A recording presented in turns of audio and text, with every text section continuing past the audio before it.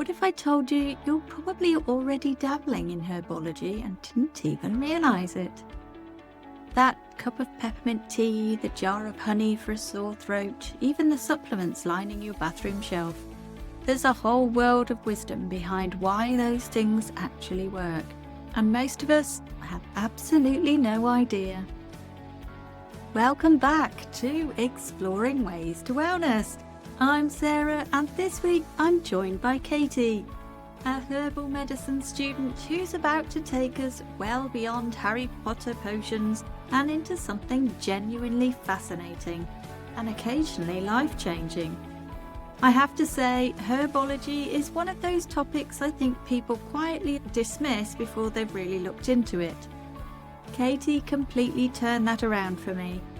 We talk about why your herbal tea probably isn't as potent as you think, and the simple trick to fix that. Why echinacea, the herb everyone reaches for when they've got a cold, might not actually help you, depending on your own constitution. The beautiful, magical process of making tinctures, and why mushrooms are having a real moment right now, and what's actually behind that beyond the latest wellness trend. Katie's own honesty about still being a student, still learning, still figuring it out herself, is part of what makes this conversation so lovely. There's no pretense here, just genuine curiosity and real results. If you've ever wondered whether there's more to herbal remedies than marketing, this episode might just change how you see the humble herb. Let's get into it. Welcome back to Exploring Ways to Wellness. This week I have Katie, who's joining us to talk about herbology. So welcome, Katie. Hi. It's lovely to have you with us. I find this topic really interesting because I think it's probably an area where people think they know more than they do, or they've rejected it because they don't know anything about it. So I'm absolutely thrilled that you were able to come on and sort of dispel some of these myths and just explain to us what exactly herbology is and what sort of impact it's had on your life. So if you wouldn't mind starting really with, what is herbology?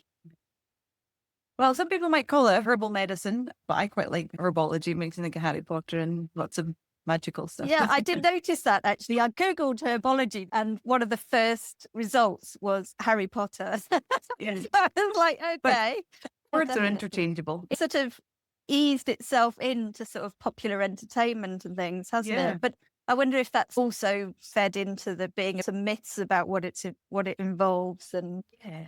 And I Yeah. think so many people are used to science now being the backing of everything, that when it comes to kind of the older traditions of people using their intuition or just having stuff passed down the generation, that people have forgotten that actually that this stuff works. It's not just made up.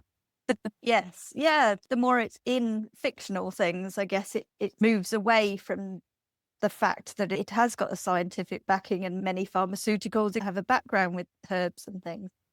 Yeah, So that's right. what does it include, and how did you come to realize it was going to be something you wanted to find out more about? Yeah. So I think because I kind of grew up a fairly rural place, and my dad's family had been farmers, and he always went foraging for stuff and just enjoyed kind of plants as food as well Yes. as not a vegan or anything, but I have always enjoyed just going for a little forage to see what's out there, and sharing that with people as well has been quite important. But I found that I had kind of not been as in tune with nature as I'd have wanted to be. And when I left engineering, I was like, okay, what else could I do? And went through a lot of different ideas, things like aromatherapy and other kind of natural healing or modalities like that. So I'm still a student at the moment, so not fully qualified yet, but I'm learning so much about plants. And I just find that there's so much that people don't know, but they might also be a bit scared of as well. Yeah. So there'll be things that people are aware of using, I don't know, like nettle as a nutritive tea is really nourishing for your body and good for cleansing blood and things like that, that people are probably aware of things like herbal teas, and you'll just pick up something that's a nice mixture. Quite like that Twinings does things like focus or energy or calm or detoxification. And you don't need to know what's in it. You just need to know that that's kind of what it'll be doing for you. And that's enough for a lot of people, which is quite nice. It's an easy entryway to it, but there's so much more behind it as well. Tea thing I think is really interesting because, as you say, they all have their focus, and we can sort of buy into that easily, can't we? Because we're like, yes, tea's not scary. Tea, tea makes sense, and it feels easy. How, based on the study that you've done, how much impact can those teas have, or is it a marketing ploy? One thing that you find with tea bags is they tend to only have like a teaspoon of that combination of plants in it. And a therapeutic dose in herbal medicine is 2 teaspoons and having it multiple times a day. Right. So there is a kind of slight discrepancy there where you probably aren't getting quite as hard hitting as you might if you had a full herbal remedy there, but it's still doing But it will still something. have an impact. Yeah. It will still help in those Yeah. ways. Okay. And it's also making sure you infuse it for long enough. And I quite often just leave the tea bag in if I've got an actual tea bag from someone, because it takes between kind of 10 and 15 minutes to get a proper infusion of something. Oh, You know, okay. yeah. Oh, that's useful to know. Yeah. A little done. I know a lot of people who drink regular kind of builder's English breakfast tea, whatever you want to call it. They'll be like, oh, well, herbal teas or whatever fruit teas, they just don't have much taste. And it's because they just do the in and out of a dunk rather than leaving it to infuse for any length of time. Because I guess ultimately, I mean, tea itself it's a plant, isn't it? Yeah. And we get certain benefits from drinking from that plant. So that's a really easy, accessible sort of way into realizing that there's an element of herbology or herbal medicine or whatever you term it is already happening in our daily life. But as you touched on before, we can be quite scared of it, whether we're sort of not sure of certain combinations. You hear about things like St. John's worts not working well with people's medication and that kind of thing. And I wonder if there's part of that sort of stops people from giving it a go. Yeah. And that's what's so interesting for me at the moment is having come from an engineering background where you always had like research or something to back up, some sort of science to back up everything you're doing. And then starting with the herbal stuff, I was a bit like, oh, I probably need a qualification in this to be able to help people. But I know so many people who have just done it intuitively. They sit with the plants, they try them where they're eating, making teas, putting them into tinctures and things. And they just see what it does for them and how it makes them feel. And I just think that's amazing. People who are that intuitive, but there are so many people who need to know the science. And actually, I need a little bit of that myself. But understanding the whole plant is really tricky as well, because take things like dandelion, their leaves, their roots, and just the amount of things that can do for your body. You can't just say, take this for that. It's always got to be like a combination of like looking at the whole person, what's going on for them, what they feel, whether they're a constitution of a hot person or a cold person, if they're quite dry or if they're quite wet, and kind of balancing up when you're giving remedies to manage all of that. That you might have spoken to somebody for an hour about their health and found out that they have a problem with sleep, something with digestion, something with their nervous system. And then actually you can find one herb that does all of those things, but actually adding in a few other bits might just boost them a bit more. You just think, wow, the kind of the simplicity, but also the complexity of it, where it's quite unlikely if you're not taking any medication that you would damage yourself with taking herbs. Yeah. The ones that are widely available. But it's also listening to your body. And I think that's one of the biggest takeaways that I've had since coming into all my learnings that I've done, is just, what does my body need? And a lot of the time, although people think, oh yeah, let's go and have some herbs or supplements, that's actually just looking at what you're eating or how you're living your life. And that's also part of my course, because we do part of herbal medicine, we have to do it like naturopathic studies, which covers Okay. all the other stuff that's not plants. So Yes. we do kind of baffler remedies, which are the ones that are the kind of essences from plants, but they work on like emotional states. And we've done a little bit of Ayurvedic stuff and Chinese medicine. We've even done iridology, which is where you look at someone's iris. So just things like that are Wow. just so interesting, so useful for people to be able to manage their own health. Yeah, fascinating. So before you did the course, were you experimenting or trying things out with herbs Yeah. before? So I had really bad problems with eczema for a long time. And nobody could ever really tell me what was wrong with myself. I just kept getting creams, or at one stage I was even on immunosuppressant drugs because they were like, let's just try Wow. and reset your whole system. And unfortunately, it's a thing that could affect your liver. So I had to have my liver monitored regularly. And it just never fully went away. And then when I started my herbal stuff, I actually went to the herbal student clinic just because I was nosy. And they gave me tinctures and teas, and my eczema's gone. Amazing. And it was all about managing heat in my system and also making sure I wasn't congested in my organs of elimination. So my liver, partly because of the drugs I'd been on, and also just living life not knowing about detoxification. Um, I just went through a couple of protocols for detoxification, and yeah, my skin was great. Amazing. And the impact that it can have. Yeah. And as you said before, it was sort of this simplicity and yet complexity, like something in theory that could be considered so simple. And yet, we think of the simplicity actually being taking some sort of pharmaceutical drug, but there's always going to be then well, not always, but there's often like a side effect to that. And as you say, then it can almost lead to the side effect being worse than the original. Yeah.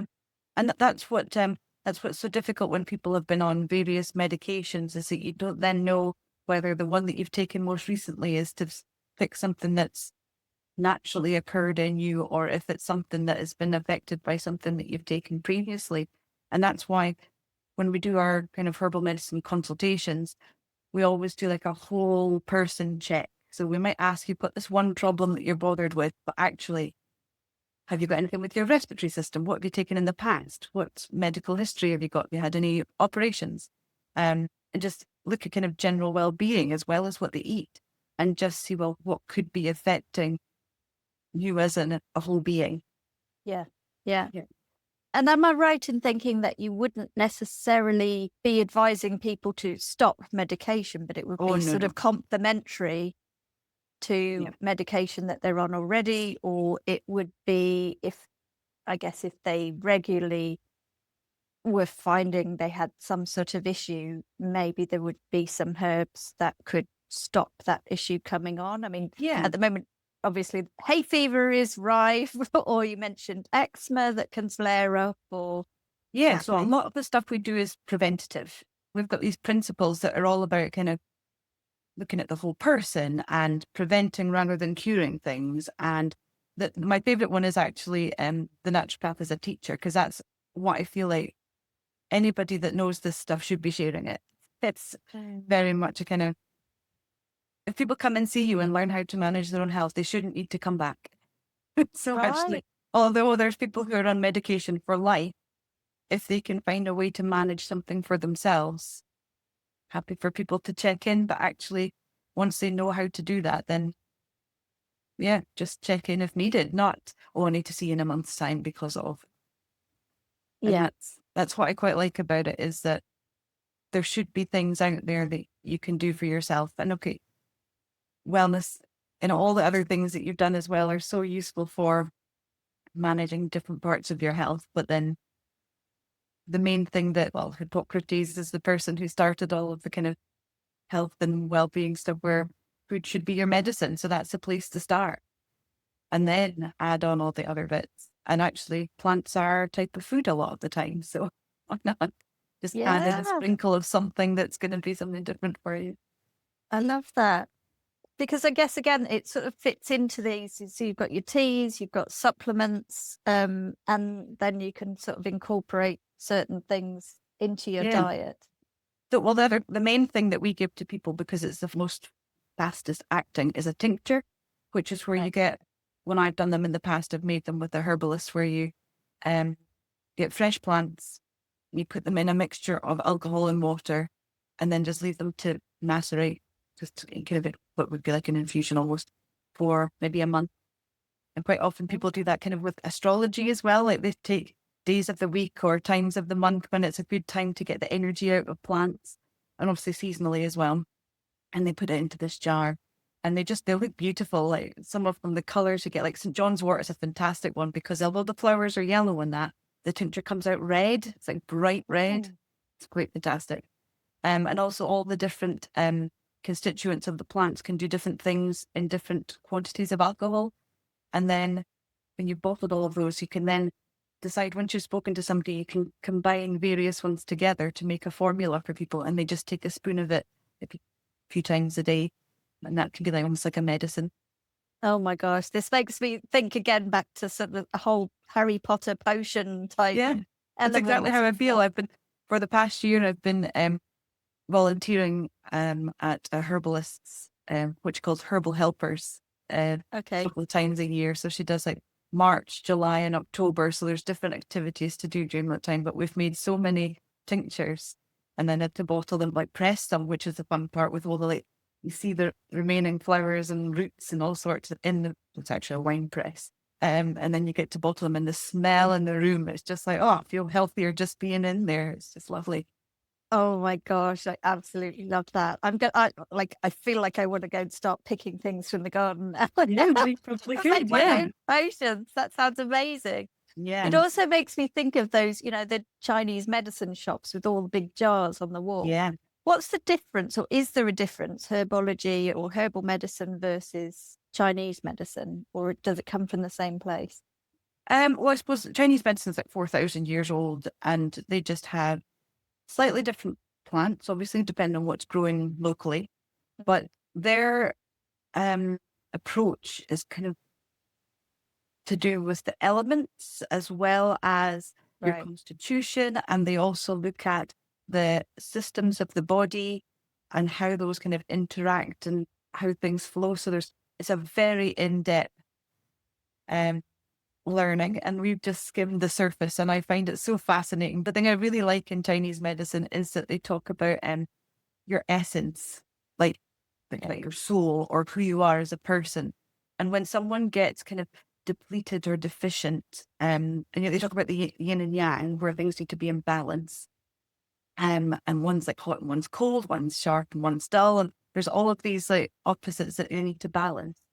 But the main thing, when your essence is depleted, that comes from your kidneys, and it's called your jing.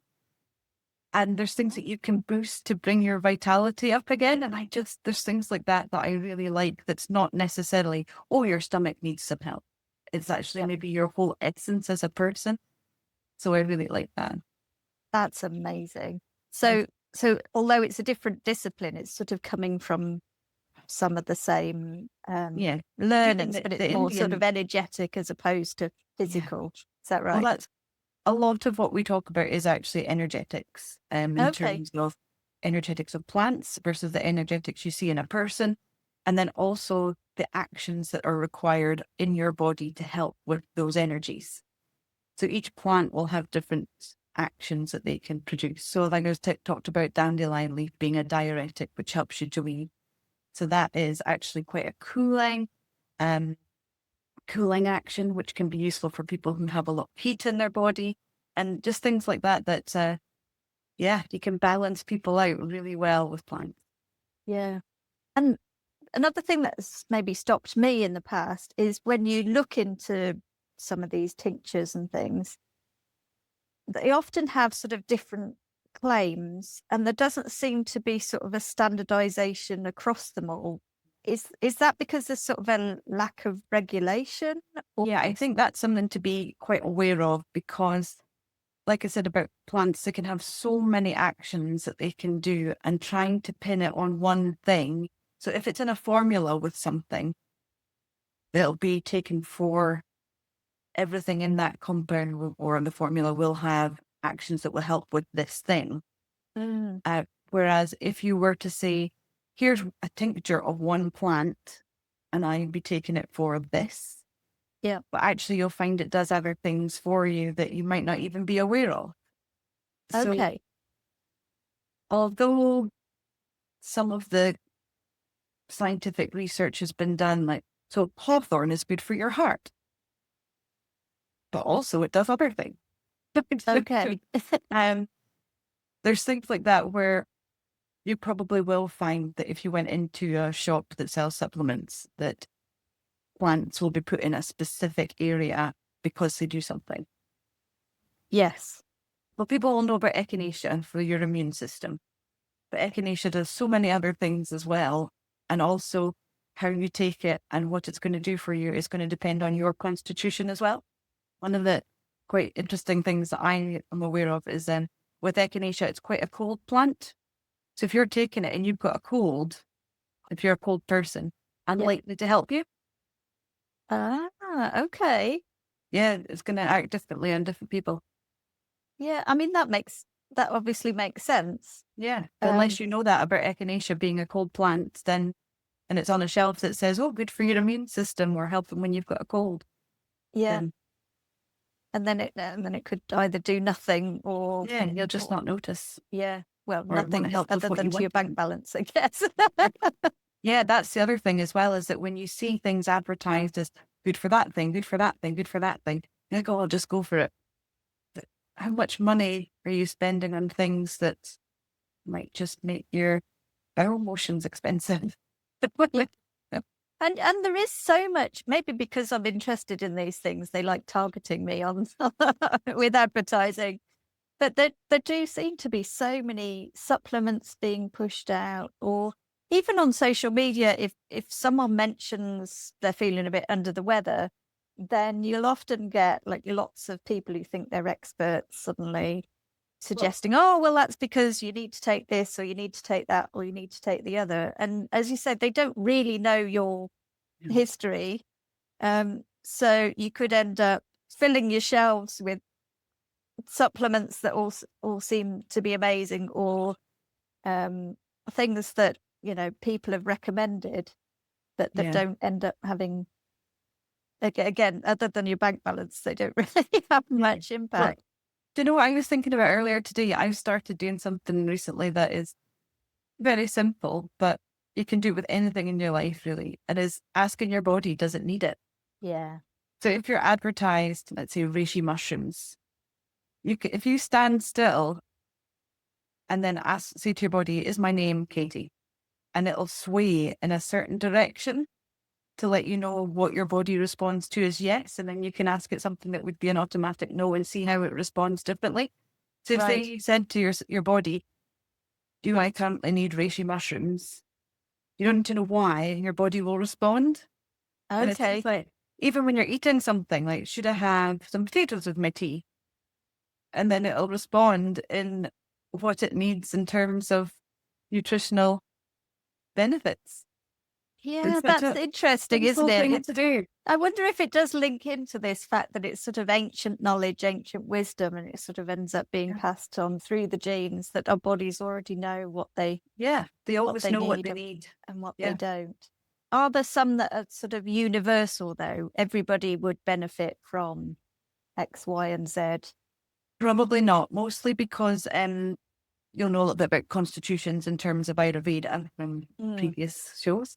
And everybody's constitution will be slightly different. And what they've been through in their lives, there's a different makeup in there as well.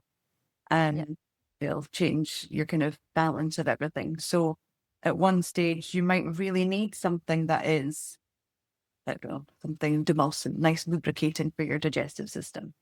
Or you might need something that is cooling because of heat in your system. And you'll find that as you get older, there will be different things that are more likely to flare up as well. So it really is very specific to where you are in life, what you've done with your body, how you've treated it in the past, and your body changes in different ways through that time. So you're going to need different things at different times.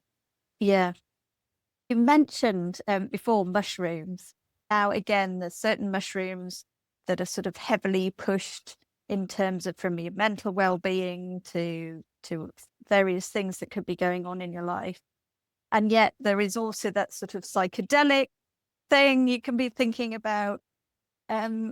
Mushrooms presumably fit within herbology. I wouldn't have thought of them as a herb, but I guess they are included within that practice. Yeah. So where does that sit in terms of, again, if we go back to popular culture, it can be sort of all this, there's microdosing and things included in a lot of things that are on the TV. Is that a separate part of herbology, or is that included within the whole, and it sort of depends on what you're looking for? We haven't been taught an awful lot about mushrooms in my course just yet, but I don't know if that's just because we're second year and third year we'll maybe go into more, but they don't actually come up in the books very often either. But just recently I've noticed that the college has started doing a short course on mushrooms. And I don't know if that's just because it's become much more accessible and much more publicized.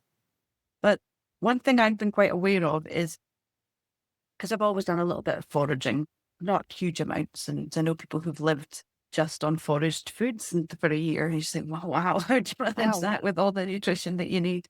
So I'm very kind of low-level forager at the moment. But what I find is that generally foragers and mushroom foragers, they can be quite separate.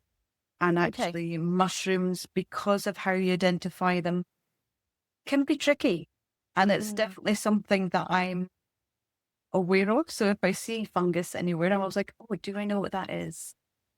Do I know what that would do? Or should I be touching it? Or things like that you need to be very careful when you're foraging for them. And that's why I've never really done that. But because so many people are now understanding the medicinal properties of them and how that can be really good in combination with everything else that we use, that there's a lot more of that happening. And what's really interesting is when our student clinic the other week, we were going through somebody's case just as a group and then coming up with a formula for things to give them in a tincture. And then in my head, I suddenly thought, I think we need some mushrooms in here. And I didn't know what for, and I didn't know why. And the only one we had available was reishi. And actually we looked at the why it would be useful, and actually it worked in the formula. So I was like, oh, Amazing. Okay, something intuitively told me that a mushroom was needed there. And I just went with it. I love that. They have their place. Yeah, they have a place, and I can see why people would be concerned because there's so much that could be an issue with it. But when you, again, ask yourself whether you need it and how it can help you, then yeah, it can be really useful alongside other herbs too. Yeah, okay. So it's more than just a fashionable thing. I end up with all these adverts for various gummies and teas and all sorts, but actually there is something behind all of that. I guess there's such a breadth, isn't there, of mushrooms? So it depends what you're trying to get. Yeah, and again, like when people talk about like lion's mane for kind of focus or something else, like chaga is quite good for giving you some protection. Okay. But there are so many things in just one mushroom that just saying one thing for one and one for another, it just doesn't give you the full picture. So knowing kind of the immune support things can give you, or how it can affect your nervous system, or like the systems of your body that can be either balanced or enhanced or whatever it might be from any of the mushroom, any of the plants really is quite important. And does it make a difference the way that they're prepared? I guess this is the same for herbs as well. If it was sort of steeped for a month versus if you were just to pick it and eat it, it would have a different effect, would it? Yeah, of course. Well, we talked about tinctures. So because of the alcohol in there and it going straight to your stomach where a lot of things are absorbed, the alcohol helps that get into your system quicker. Right. So actually a 5 ml teaspoon of a tincture gets into your system quicker. But actually with the alcohol, that can be a little bit irritating for people, or if for any reason that they don't choose to have alcohol, that could be an issue too. But you also get things made from like almost like syrupy, like glycerins as well. So that can be, again, good for some people, but not others, and how that would also preserve the herbs. So tinctures can last 10 years plus. Whereas Wow. if you pick a plant and dry it to make a tea, probably not going to get the same power after about a year. Okay. So things like that. And roots, if you use a root to make a tea where you then boil it rather than just infuse it, that might last a little bit longer because of the drying process of that. So just knowing the difference between how long something would be potent for. So you could buy vegetables and put it in your fridge. Like, you know that the sooner you eat it, the more potent it's going to be. So like the Yep. same with like dried herbs versus fresh. It makes a difference. And then also people making tinctures from either fresh or dried herbs. The plant still has more of its vital essence and life force if you do it fresh than from when it's dry. So you get more potency there. Yeah. Yeah. Gosh, this sounds like there's so much to learn, really. Yeah. With all of And this, I can see why it's such a long course that you're doing. Yeah. And it's also, when you're sharing it with people, trying to just give the stuff that would be of interest to them. Yeah. Yeah. I guess exactly as you said, it's sort of feeling into, is this relevant to me? Is this something I need to know about now, or I need to take action on now? And that's then, before we even had this conversation, that I thought, in terms of the things I've done in wellness, there's so many things, and I do bits of them when I feel like it. yeah. And I remember being with my grandmother last year, some sort of daytime TV show was on, and one of the discussions was about, is health and well-being exhausting? And I was like, it can be. If people Yeah. put pressure on themselves to do everything or to be as healthy as they can in every area of their life, I think, yeah, that's going to take over. So Yeah. actually finding a way to manage all of it where it doesn't feel like it's an extra load of information bombarding your nervous system that's already slightly fried from everything that's going on, that Yeah. finding something that you can just flow with. Yes, Yeah, it's also quite definitely. nice. Don't stop putting the pressure on yourself to do everything all the time. Yeah. I mean, that's part of why I started this podcast, because there was sort of, I felt like there was so many different weird and wonderful things that I was finding out about. But what do they all actually mean? And what do I actually need or would benefit from? And I'm hoping that people can see it's almost sort of a thing they can dip in and out of, just to understand each of them a bit more and be able to say, well, actually, that's not for me. But by hearing from people's personal experiences of what it's given them, it might be that they see, well, actually, I would have disregarded that, but now I understand it a bit more and I can relate to the person talking about it and their experiences. I'll give it a go. But it doesn't have to be something that you're then going to do for the rest of your life. It could be something you dip in and out of. It could be that it's something that you come back to in 10 years' time, because suddenly then it's more relevant. But yeah, it can feel this real pressure that, oh, well, if I'm not doing everything, then, because again, I guess with social media, again, we can feel like, well, everybody's doing this or everybody's doing that, or people say, well, why haven't you tried this? Or so. Because there are so many things out there that I was doing some coaching a while ago, and they asked us to write list of things that brought you joy, or just things that you love doing, no matter when it was in your life. It doesn't need to be something you do every day, but looking at how much joy there is in your life and where you're getting that from. Yeah. And one of the people that was there really struggled to write the list when I was like, yes, all these things. And I was like, noticing those things and where they come from.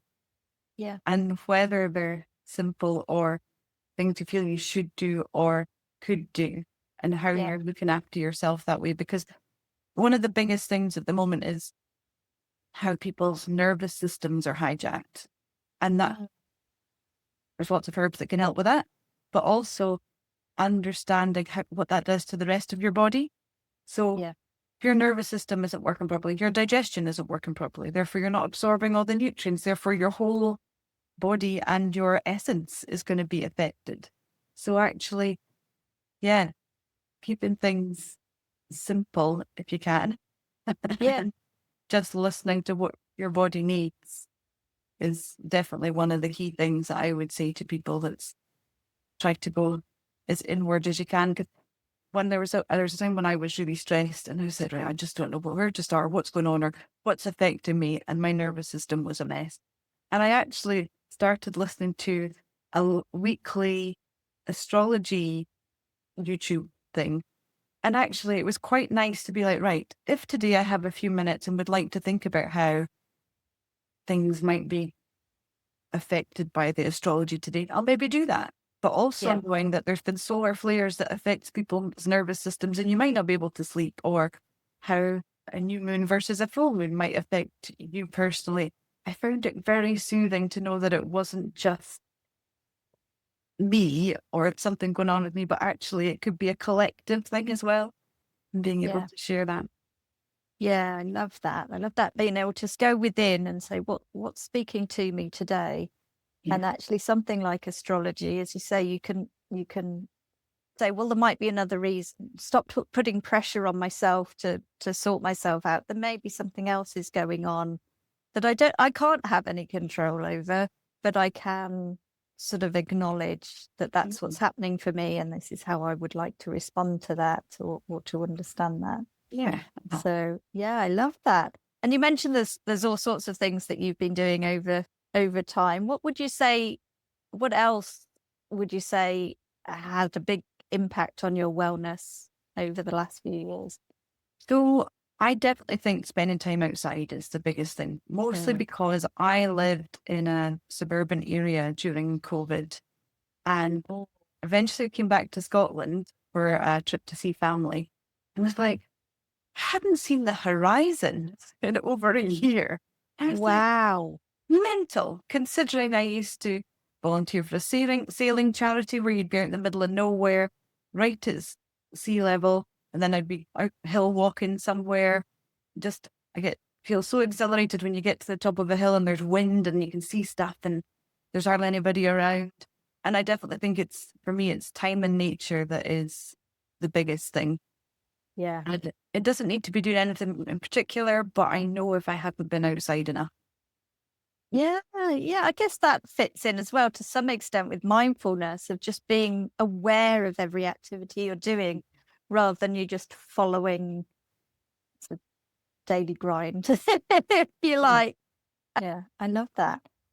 So if people want to find out more about herbology or how to incorporate that into their sort of daily, monthly, annually wellness routines, what would you recommend as a way to find out more? Just by yourself, one of the first things to do is just listen to what your body needs. How do you feel after you've eaten something? How do you feel when you wake up? When do you get tired during the day? Just sort of to journal on things like that. Yes. Let's say after a meal, do you feel okay? Let's say it's in the evening, before you go to your bed, do you feel anything different in your digestive system? Or if there's a system of your body that you're feeling uncertain about, Yep. monitor it. Just pay attention and see if there's things that change or what makes it change, I think is the main thing. Like, how long has it been going on for and what affects it positively or negatively is a really important one. And just to be able to say, right, there's something that doesn't feel right here. Do I need to do anything about it? Or is it just going through something at the moment? And it could be that it's emotional based, or it could be that an excess or a deficiency or something. So trying to feel into that for yourself is really important. But another thing that if people are interested in actually speaking to herbalists, there are lots of people out there, fully qualified practitioners. In Scotland, we have a company called Napier's that are based they started in Edinburgh, been around since the 18 something, but there's one in Glasgow as well. And I think Bathgate too. And a lot of people get consultations and herbs from them, and they have got displays of things in their Glasgow shop that look lovely. It looks like an old medicine shop and it's very pretty. Amazing. And the Edinburgh one is mostly their products, so creams and things like that, but they have a really good dispensary downstairs. But they're all over the country. You'll get people. I'm studying with the College of Naturopathic Medicine, and their main headquarters are just not far from King's Cross in London. But Okay. my course is based out of Manchester. But each of their locations have student clinics. So at the moment, once a month, I go down to Manchester and myself and the students sit with a practitioner, and somebody comes in, we take their case history and they go away for a wee while, we discuss it and we make up something that would be useful for their health. And if people would like to come to that, there's some in London, Manchester. I think there's homeopathic people and nutrition in Edinburgh, and there's Dublin and Bristol as well, I think, at the moment. And if people want to go on to any search engine and look for the College of Naturopathic Medicine student clinics, they can apply to say that they're interested. And I think it's maybe £25 to come for a consultation, and you pay for the herbs on top of that. So it's really reduced rates compared to what you would get from a fully qualified practitioner, but you have got a practitioner there. It just takes quite a while to do the initial consultation because we talk to you for an hour about your health.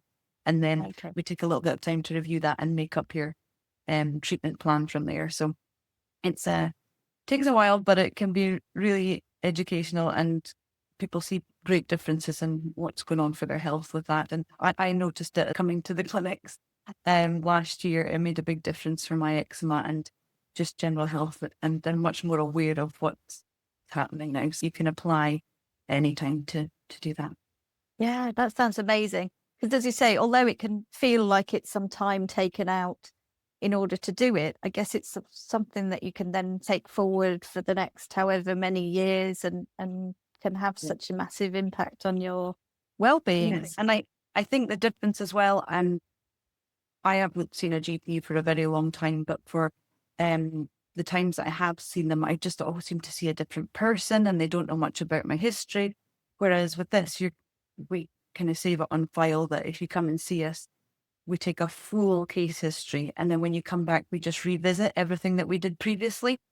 Just to see, like, how has that changed? Just what's going on here? What would be and we know the person inside and out. So it means that you can always you're not start afresh every time you go to see somebody.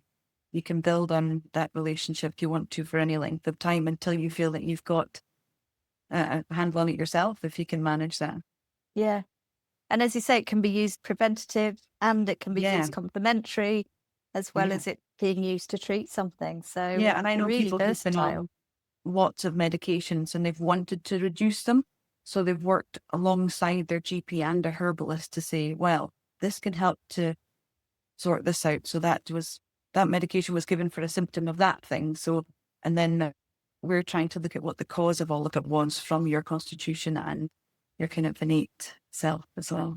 Fantastic. Well, I can feel a rabbit hole coming on. So I'm wanting to find out more about all of this stuff.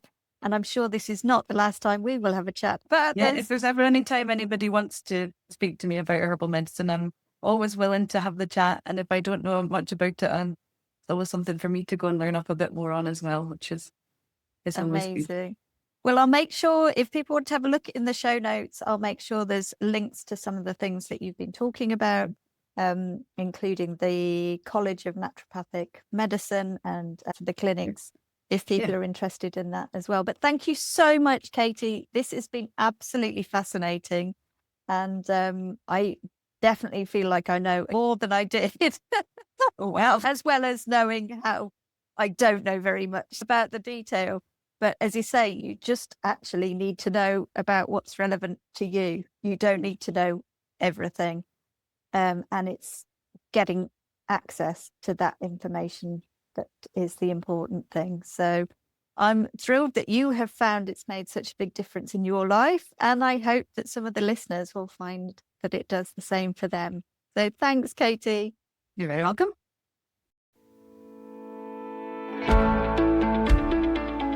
Well, I don't know about you, but I'm seriously considering a wine press and a windowsill full of jam jars after that conversation.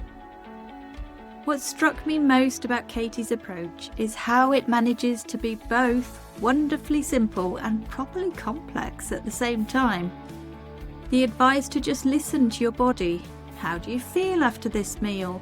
When do you get tired? What changes things for you? Costs nothing, and we can start today.